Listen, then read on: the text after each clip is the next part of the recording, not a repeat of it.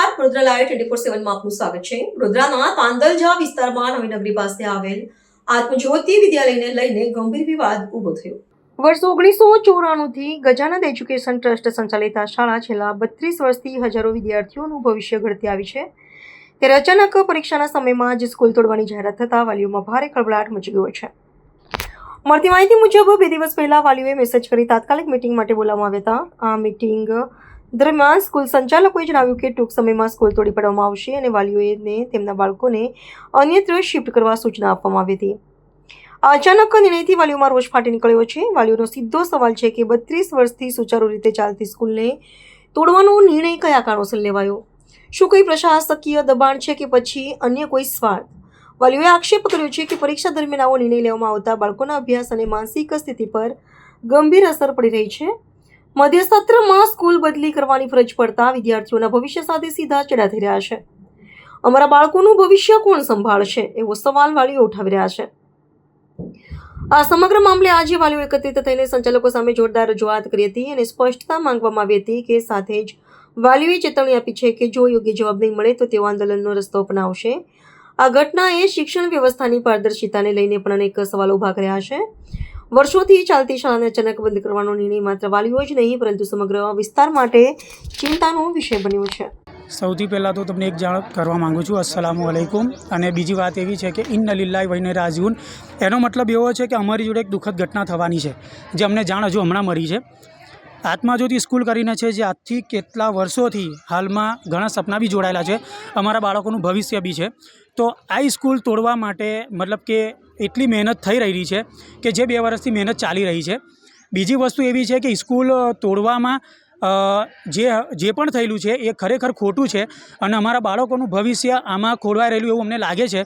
Second વસ્તુ એવી છે કે અહીંયા જે વસ્તીની અંદર આજે આત્મજ્યોતિ સ્કૂલ વિદ્યાલય છે, બરાબર છે, જે ઘણા ટાઈમથી છે, અહીંયા બાળકો પહેલેથી ભણે છે, અહીંયા સહસહકાર બી સારો છે, સ્કૂલના સાહેબોનો, મેડમનો, દરેકનો સહસહકાર સારો છે, બરાબર છે। પણ અમુક સંજોગોમાં એવી વાત અમને મળેલી છે કે અહીંયા કંઈક ટીપી રોડ પાડવાના કારણે આ સ્કૂલ તોડવામાં આવે છે। તો એની માટે અમારી પાસે કોઈ ટાઈમ નથી, કોઈ મુદ્દો નથી અને કોઈ એક્શન પણ નથી અમારી જોડે।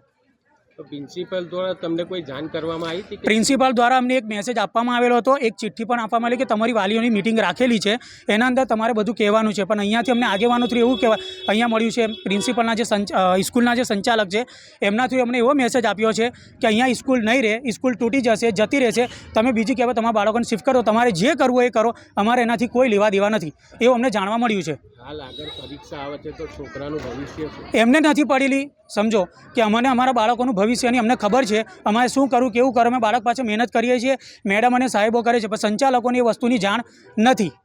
શું નામ આપનું? મારું નામ સદ્દામ હુસૈન।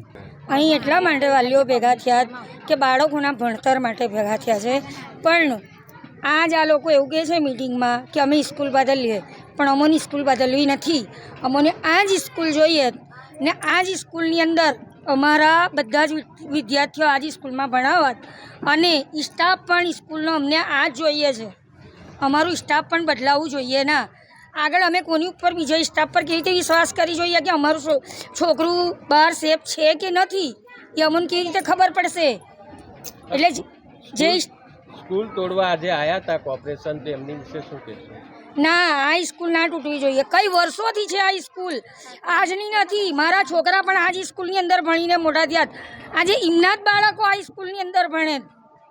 આ સ્કૂલ તોડવાની હતી તો પ્રિન્સિપલ યા ટીચર અમોને એવું કહે છે અમોને કે 2 વર્ષથી અમે એની કોશિશ કરીએ પણ અમને વાલીઓને જાણ કમ નથી કરી।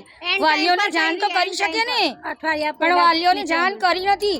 હમણાં ખાલી એક પાવડી હાથમાં છોકરાઓને પરમ દિવસ પકડાઈ દીધી છે, એ પાવટીને અમે કરીએ તો કરીએ હું?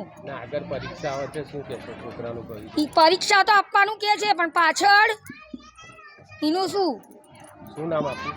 સલમા અયુબ પટેલ।